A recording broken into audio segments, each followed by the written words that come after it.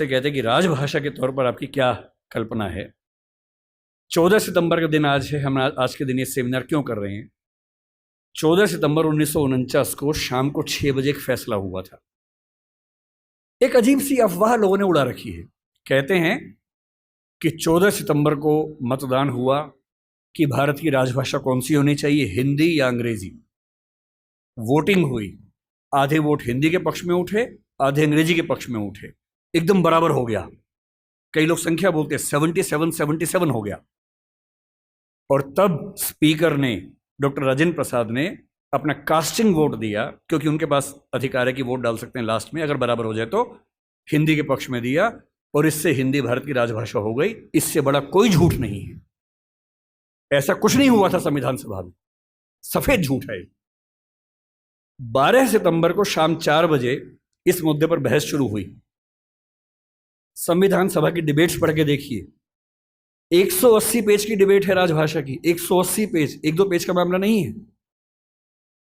संविधान सभा के वॉल्यूम 9 में ध्यान से पढ़िए, पेज नंबर लगभग 1130 से 1390 के आसपास का मामला है। 180 पेज की डिबेट है, उसमें खूब मुद्दे हैं। छोटी मोटी वोटिंग हो रही है के मामलों में। संविधान सभा का बेसिक उसूल था कि अंतिम रूप से वोटिंग नहीं करेंगे, सहमति से काम करेंगे।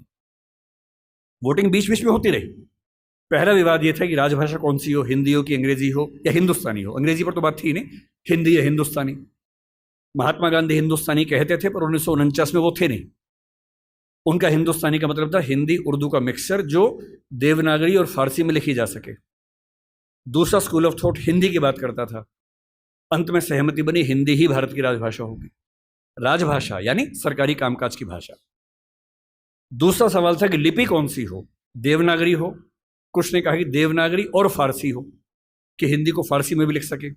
कुछ ने कहा देवनागरी और रोमन हो, हिंदी को रोमन में, जैसे व्हाट्सएप में लिखते हैं वैसे लिख सके। खूब विवाद हुआ। अंत में हुआ कि देवनागरी ही लिपि होगी।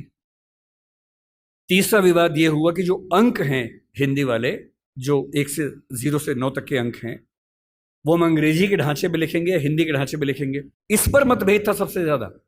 इस पर वोटिंग में बराबरी हुई थी। और अंत में वोटिंग से नहीं, संविधान सभा के बाहर की बातचीत में समझौता हुआ। मुंशी साहब थे, के एम मुंशी थे, आयंगर साहब थे, उनकी बातचीत में समझौता हुआ कि ठीक है, अंतर्राष्ट्रीय अंक मान लेंगे। और उसके बाद गहमा गहमी के बाद, 2 घंटे की रिसेस के बाद, 14 सितंबर शाम 6 बजे आखिरी सेशन इस मामले पर हुआ, 2.5 दिन की बहस के बाद। और तब ध्वनि मत से, बिना किसी वोटिंग के प्रस्ताव पारित हुआ कि हिंदी भारत की राजभाषा होगी, देवनागरी उसकी लिपि होगी और अंकों का अंतर्राष्ट्रीय स्वरूप उसका स्वरूप होगा। इस झूठ को मन से निकाल दीजिए। ये झूठ मैंने भी 1000 बार सुना था अपने अध्ययन के दौरान। हमारे अध्यापकों को भी ऐसा लगता था, मुझे भी ऐसा लगता रहा कई साल तक। संविधान सभा की डिबेट्स पढ़ी तब समझ में आया कि ये भ्रांति है, ऐसा कुछ नहीं हुआ था। पूरी सहमति के साथ भारत की राजभाषा हिंदी बनी थी 14 सितंबर को, और इसलिए आज के दिन को हम लोग हिंदी दिवस मानते हैं। और क्यों ना बनती, आप सोचिए, क्यों ना बनती।